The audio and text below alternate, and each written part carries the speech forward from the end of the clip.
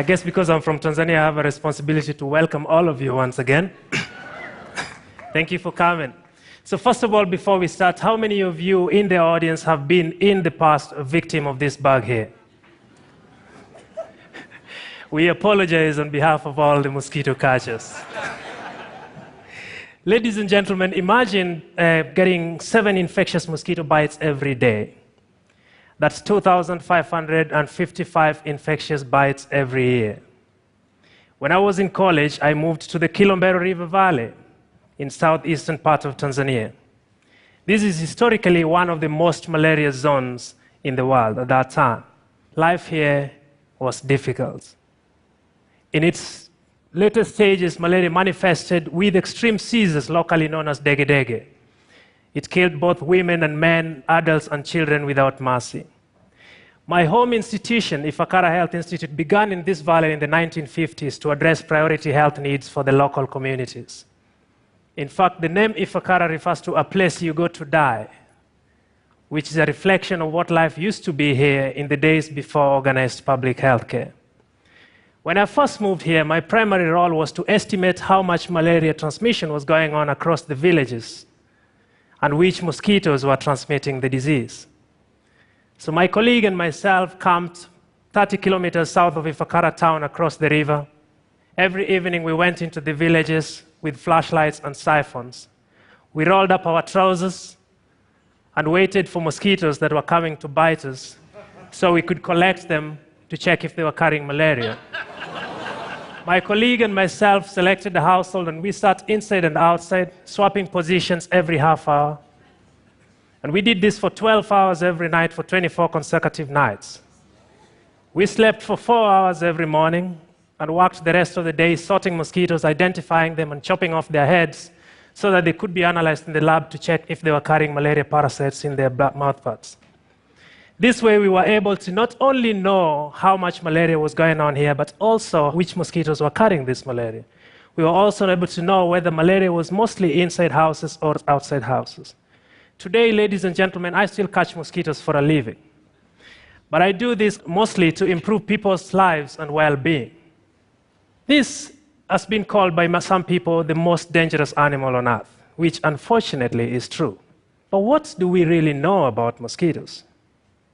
It turns out we actually know very little. Consider the fact that at the moment, our best practice against malaria are bed nets, insecticide-treated bed nets. We know now that across Africa you have widespread resistance to insecticides, and these are the same insecticides, the pyrethroid class, that are put on these bed nets. We know now that these bed nets protect you from bites, but only minimally kill the mosquitoes the way they should. What it means is that we've got to do more to be able to get to zero, and that's part of our duty. At Ifakara Health Institute, we focus very, very much on the biology of the mosquito, and we try to do this so we can identify new opportunities, a new approach, new ways to try and get new options that we can use together with things such as bed nets to be able to get to zero. And I'm going to share with you a few examples of the things that my colleagues and myself do. Take this for example. Mosquitoes breed in small pools of water. Not all of them are easy to find. They can be scattered across villages. They can be as small as hoof prints. They can be behind your house or far from your house. And so if you wanted to control mosquito larvae, it can actually be quite difficult to get them.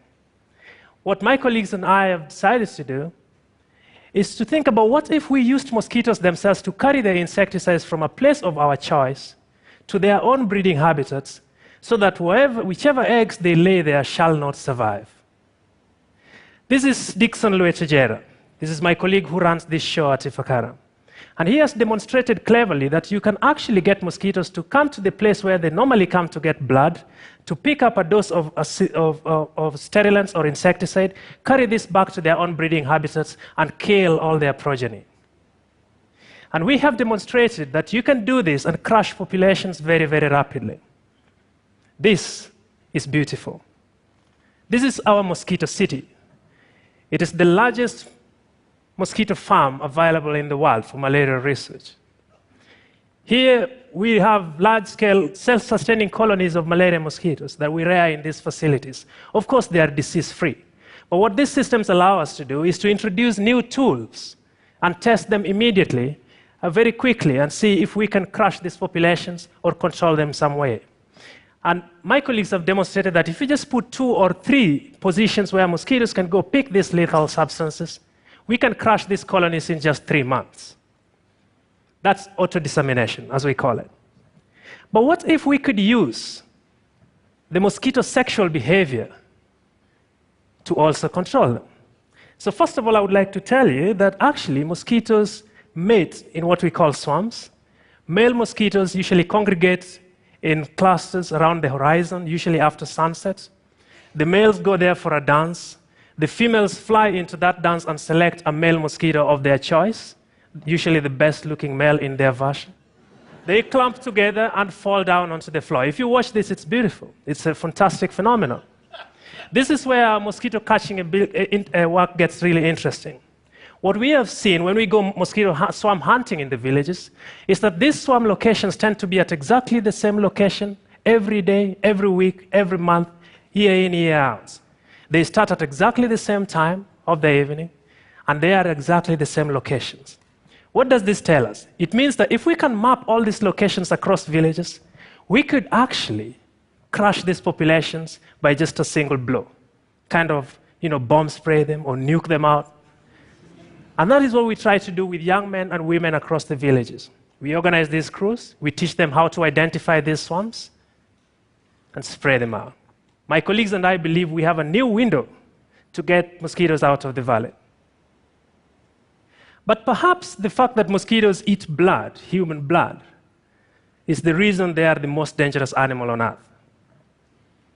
But think about it this way. Mosquitoes actually smell you. And they have developed incredible sensory organs. They can smell from as far, sometimes as 100 meters away. And when they get closer, they can even tell the difference between 2 family members. They know who you are based on what you produce from your breath, skin, sweat, and body odor. What we have done at Ifakara is to identify what it is in your skin or your body or your sweat or your breath that these mosquitoes like.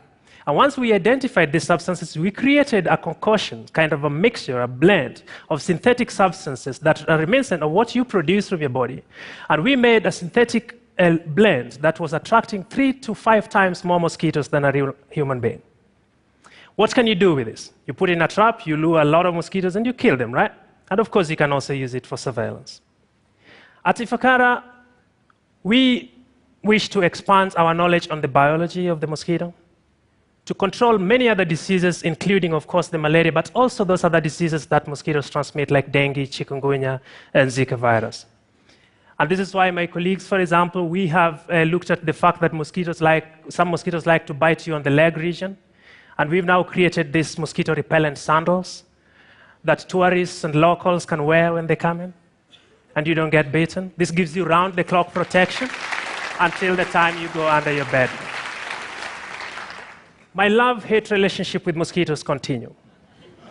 And it's going to go a long way, I can see. But that's okay. WHO has set a goal of 2030 to eliminate malaria from 35 countries.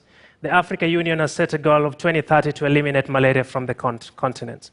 At Ifakara, we are firmly behind these goals. And we have put together a cohort of young scientists, male and female, who are champions, who are interested in coming together to make this vision true. They do what they can to make it work. And we are supporting them. We are here to make sure that these dreams come. Ladies and gentlemen, even if it doesn't happen in our lifetime, even if it doesn't happen before you and me go away, I believe that your child and my child shall inherit a world free of malaria-transmitting mosquitoes and free of malaria. Thank you very much, ladies and gentlemen. Thank you. Okay, Fredros, let's talk about CRISPR for a bit. It's taken the world by storm. It promises to do amazing things. What do you think of scientists using CRISPR to kill off mosquitoes? I think to answer this question, let's start from what the problem is.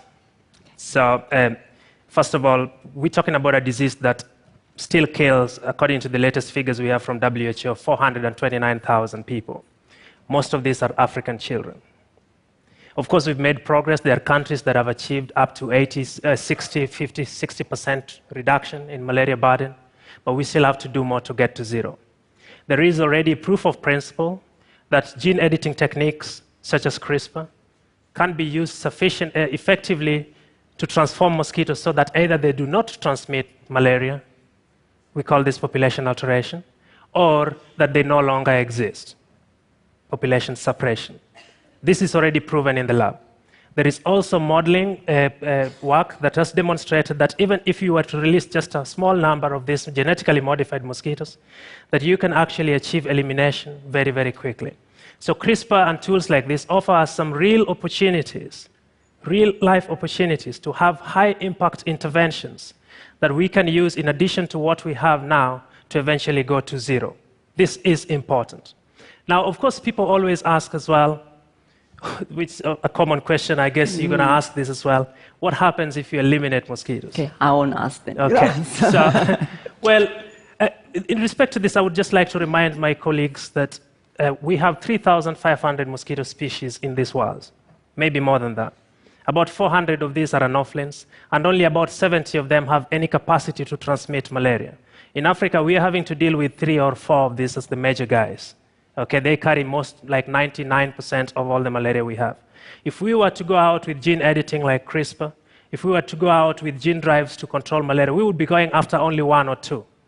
I don't see a diversity problem with that, but that's personal view.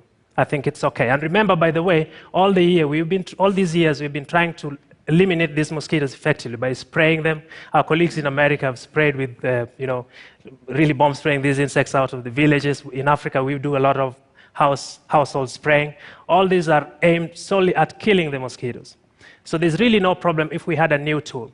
But having said that, I have to say we also have to be very, very responsible here. So there's the regulatory side, and we have to partner with our regulators and make sure that everything that we do is done correctly, it's done responsibly, and that we also have to do independent risk assessments to just make sure that all these processes do not fall into the wrong hands. Thank you very much. Thank you.